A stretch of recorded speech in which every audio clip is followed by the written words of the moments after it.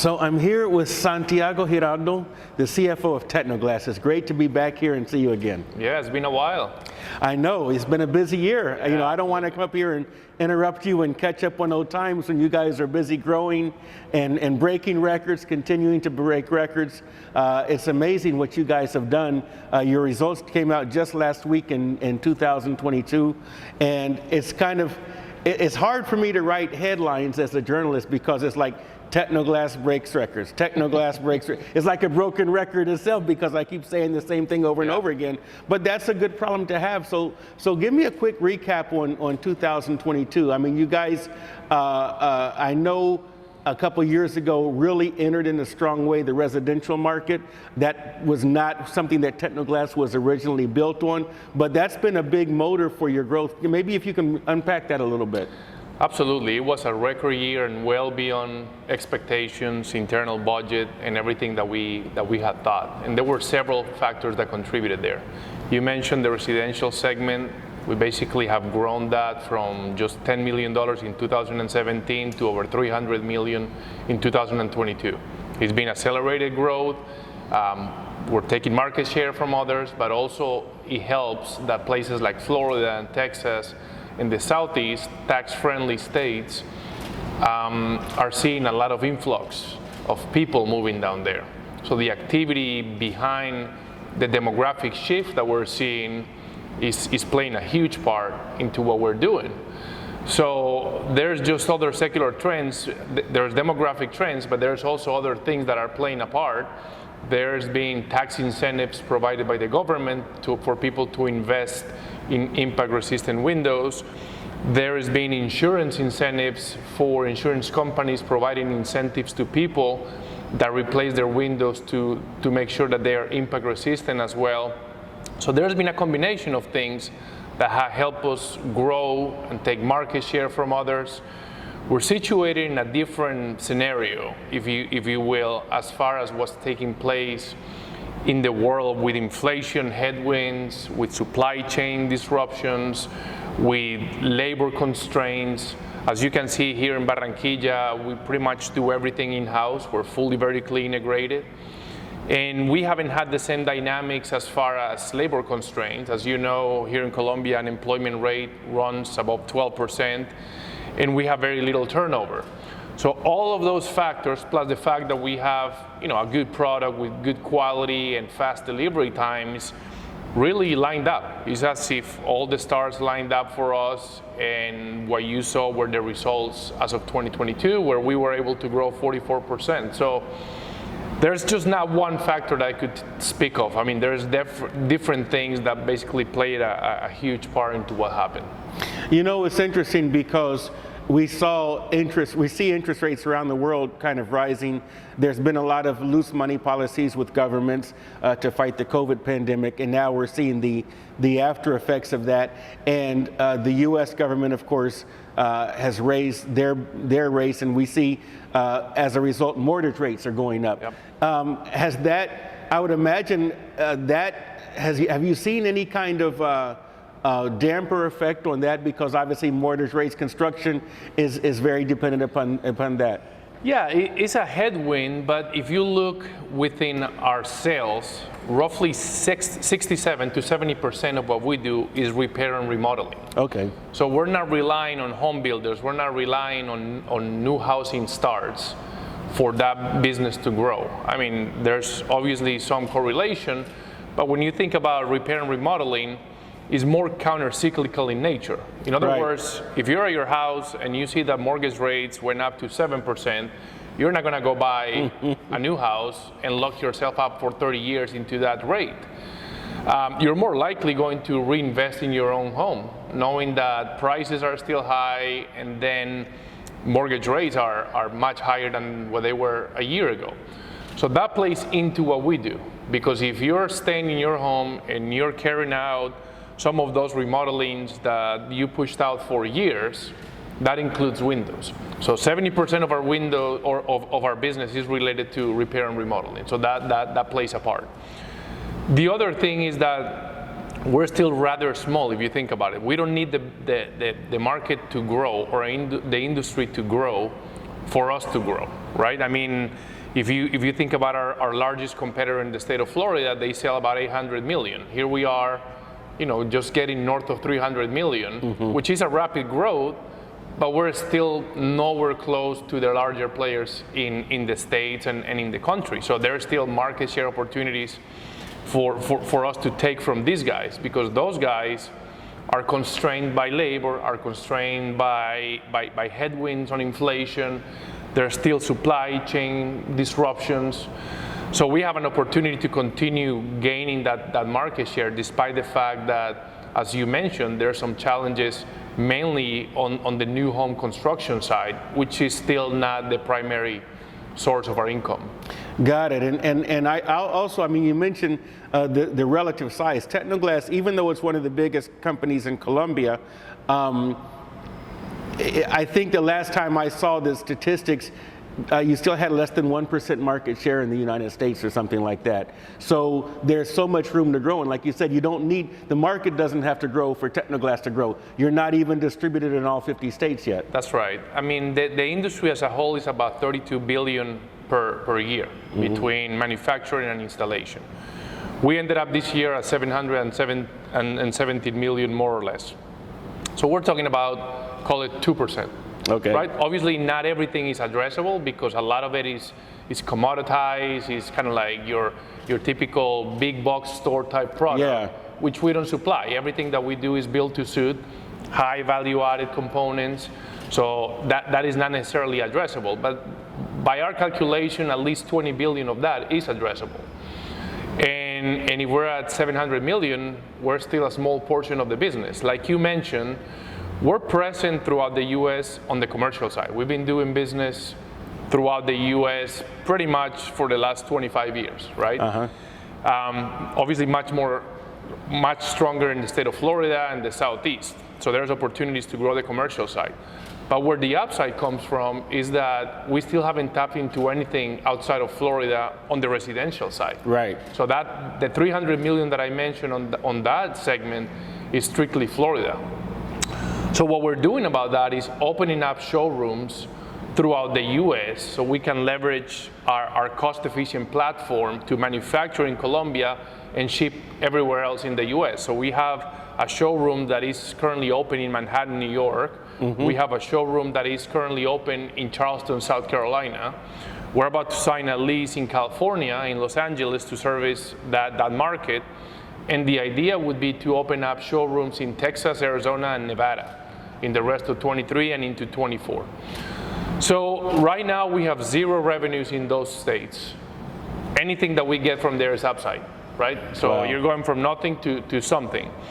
And we have the same competitive advantages that we have in Florida. They also play the same way in different parts of the US. Transportation is not an issue, right? We know that there is a trade imbalance between the US and Colombia. There's a lot more containers coming in than there are going out.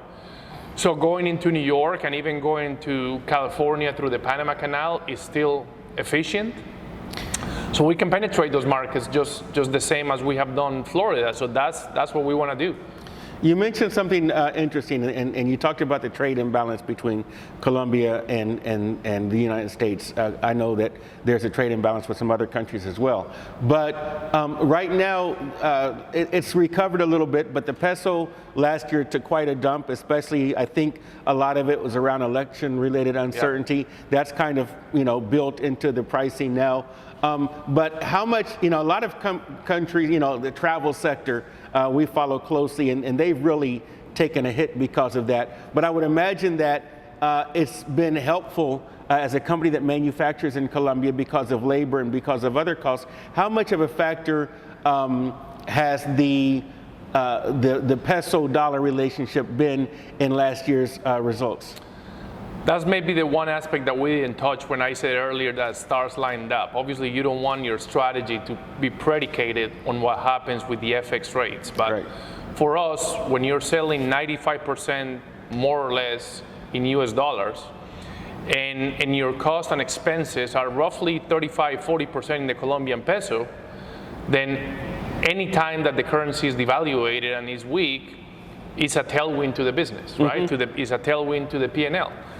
So for us, what happened year over year with the devaluation of the peso, I don't think as a country we want to see that, obviously because of inflation and different dynamics of what's taking place right now. But if you look at Tecnoglass on a standalone basis, it's hugely positive for the company and for our P&L. We think that the currency is going to continue to be weak for the time being. I think, as you mentioned, some of it is related to what happened with the elections and some investors' fears around that. I think that up until last week, I think that was kind of coming down and the peso was revaluating again. But aside from that, I think worldwide, what you're seeing from monetary policy, especially with the Fed continuing to raise rates, and apparently they're not done yet, that's keeping a lot of emerging market currencies low, and that's going to be the case for the foreseeable future. So that's playing a part. It's definitely helping out, and it's also helping, to be able to kind of price competitively if you need to, because you know that you have that extra cushion to do that. It hasn't come to that. I mean, we expected prices to come down a bit because input prices have come down since the peaks of the pandemic, right? Aluminum was at $4,000 per ton, now it's at $2,400. So those sort of things would lead you to believe that pricing is going to come down. That hasn't happened yet. I think our competitors are still seeing a lot of inflation. Wage inflation continues to be prevalent. So we'll see what happens with that. But so far, we continue to be able to hold pricing, and selling in dollars is just a huge plus. That's great. Now I'm talking to you here in your new showroom. We're at your headquarters, or your operational headquarters in Barranquilla. And I didn't see this before the last time I was here. And it's really nice because I thought I'm no architect or glass expert, but I thought I had a good idea of your product line. Yeah. But really I see it's even more expansive than I thought. And this is a great idea to be able to show it. And you've mentioned that you have these showrooms, now you're building them throughout the United States. I know that the product is a very efficient when it comes to solar energy. But in all the new showrooms you mentioned, don't forget about the Midwest. We do get some sun sometimes. So as you guys grow, I'm a Midwesterner. But still, as you build out this infrastructure to be able to showcase the products and things like that, you also mentioned 44% growth. Now you all own your own factories, you own your facilities down here. But tell me about what kind of investments. Tell me about the capital investments that you're making to be able to keep up and to stay ahead of demand, so that you want your backlog to grow because you get new orders, but you don't want your backlog to grow because you've exceeded capacity. Yes, and I think that's been the biggest challenge. When people ask us what keeps you up at night, I think Christian has been up at night the last 2 years because the need to address that growth. I mean, it hasn't come from when people ask us what's your main worry. It's not necessarily kind of saying is the demand going to be there. Because to be honest with you, not only have we benefited from all the factors that we just discussed, but there's such a shortage of windows, as with anything else right now. Obviously, the lead times have become longer. There's such a shortage of windows that we've been getting kind of proactively approached by some of these potential clients that we wanted to go after, that are looking for us to be their providers. But when you have that, and you have the demand in place, but you have to be able to make sure that you are able to address that demand. And the only thing that you can do is basically invest in CapEx to grow your footprint, to grow your operational capacity. And through the last 2 years, we have invested almost $125 million in growth CapEx to be able to get the factory where it's at today. With the investments that we're completing right now, we are going to have operational capacity to get to $950 million. That's going to be by April, May of this year. And it's been investing in land, it's been investing in warehousing space, it has been investing in automation. I mean, automation is a huge benefit, whereas some of our lines were not automated. Now we have 4 out of 10, 11 lines that are fully automated. and that brings benefits from an operational capacity perspective, but also it allows us to redeploy some headcount to other areas. It reduces material waste. So it's what we're doing right now, and we're having to assess what that's going to look like essentially on a month-to-month basis, because 950 in operational capacity sounds like a lot, but if for whatever reason we were able to grow in a similar fashion as we did last year, we will be tapping against that capacity already. So we have to be very vigilant. The good thing is that mainly on the commercial side, you get a lot of leeway and you get some visibility as to what things are going to look like, because anything that you book into the backlog today tells you what the activity is going to look like 12, 18 months out. So if we can continue growing the pipeline, growing the backlog, we know that we're going to have our hands full down the road, and we need to invest in capacity today. And that's the main concern, because that brings a lot of challenges, right? You're stressing the factory, you're becoming more complex, and logistically you're traveling many different more places, and that creates some challenges of its own. But hey, as you said earlier, it's a good problem to have. Now, last year we celebrated your jump, if you will, from NASDAQ to the New York Stock Exchange. That's an interesting move, because NASDAQ, of course, is the granddaddy of the exchanges, at least in North America, opening, I think, in the late 1700s. It is in many ways the most prestigious of the exchanges. NASDAQ also has matured. It used to be kind of, well, there used to be like three exchanges back in the old days, you remember, but still, that was an interesting move, because companies don't necessarily need to make that move, but you guys felt the need to do that. Maybe if you can recap what was behind that decision, and then it was kind of a mid-year thing, how it's been for you so far. Yeah. You mean NYSE was the granddaddy? You said NASDAQ, just to clarify. Oh, that. Thank you. Yeah, I got confused NYSE. there. So we made the move there to get more exposure, right? I mean, it's obviously a broader audience. We also wanted to get more liquidity in the stock. If you look at what's happening with liquidity, we're trading over $10 million per day, 250,000 shares more or less on a daily basis. So we wanted to get that platform, be able to get to new faces, be able to tap into new investors. You also get what's called a market maker, which for us is the Citadel, which makes sure that there's always going to be kind of a buying order, a selling order, and that helps with liquidity. So it's been good. It's been a good relationship. Obviously, nothing but good things to say about NASDAQ. We started there 10 years ago, and it provided a great platform as well. They're obviously very kind of tech focused, and I think they're the best at it. But we felt that this was a good fit for Tecnoglass at a good kind of point in time when the company continued to mature and become larger. Now today, we can be considered a mid-cap company. Yeah. You know, starting out for a micro cap to a small cap. Now today, we're technically a mid-cap company, and we can potentially get into new investors' radars. So we wanted to do all of that. That's great. You know, I got confused because in my mind I was thinking back to, I'm old enough to remember the American Stock Exchange, because there was ASE and NYSE, and then NASDAQ came, and then ASE first merged, then merged. So it's kind of an old-timey thing. But anyway, speaking of new markets, so tell me, I mean, Tecnoglass continues to expand throughout the United States.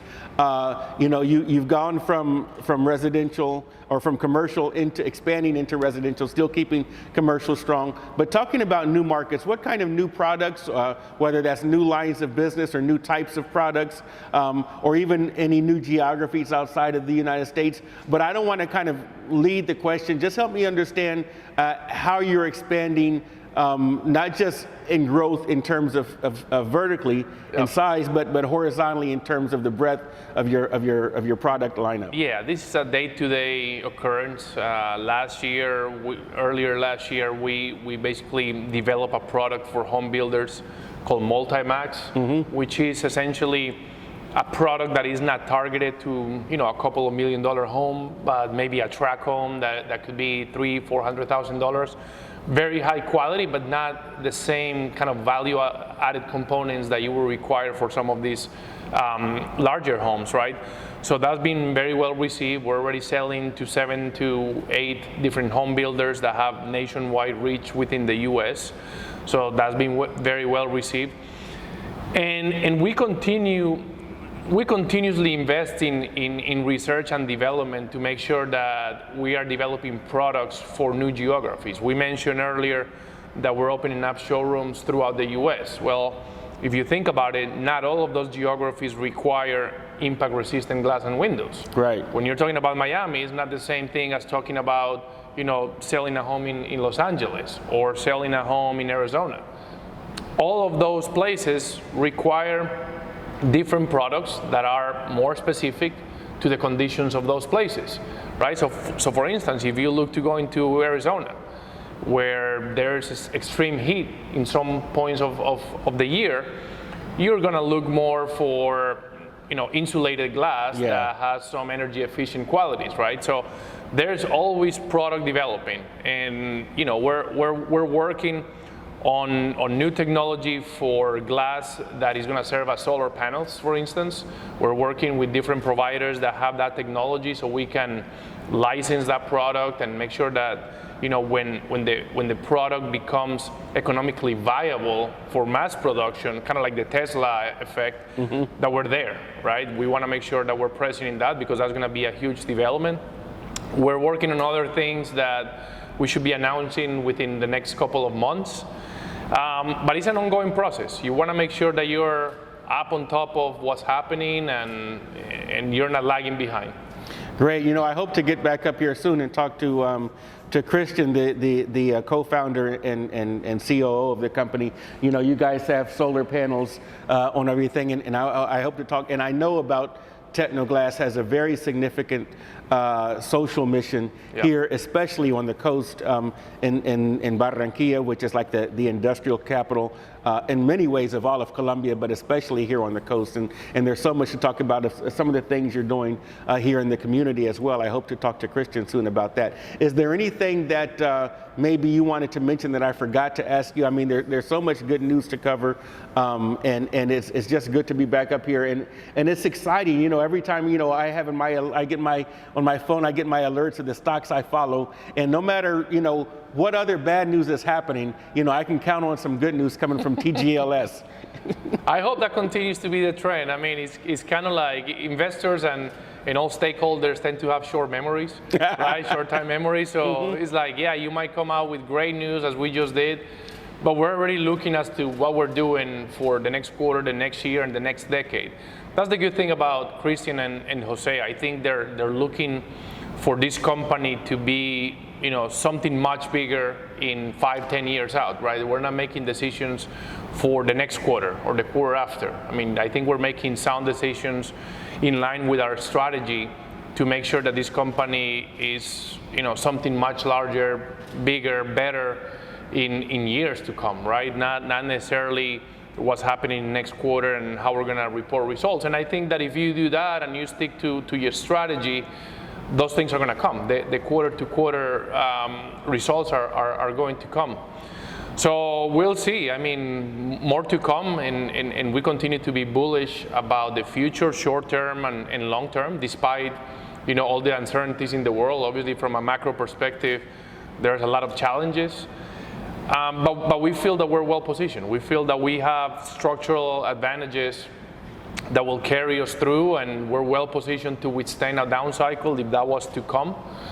So hopefully the news will continue to come, and next time you see an alert, despite what's happening in the world, you'll get a smile on your face. It's supposed to, you try to be as balanced as possible, but it's really always exciting to come up here and to talk to you guys, because not just what you can see in the financial results, but what you can see in the community and what you can see in the different things make it really it's fun to cover Tecnoglass, and it's great to see the good things that you're doing for investors, for the consumers of your product, and for the community here in Barranquilla. Yeah, and hopefully do follow up with Christian, because there's so many things to tell about ESG, about what we're doing for the communities. I'm obviously not going to steal his thunder and let him talk through all of that, but it's been nice that not only is the company doing well, but the company is giving back to the community. Now we're almost 10,000 employees. Last time we talked, I think we were maybe 6,000. So we're generating a lot of employment for, good employment for the local communities. And I think that's going to continue. So far as we can continue growing, it's not the point that the company is doing well. You also want to see your environments and stakeholders doing well. Absolutely. Well, Santiago Giraldo, the CFO of Tecnoglass, it's always a good parcero. It's always good to get back up here and talk to you in Barranquilla and continue the success that you're having, and as I'm sure you will. Thank you so much, and come back anytime. Great. All right.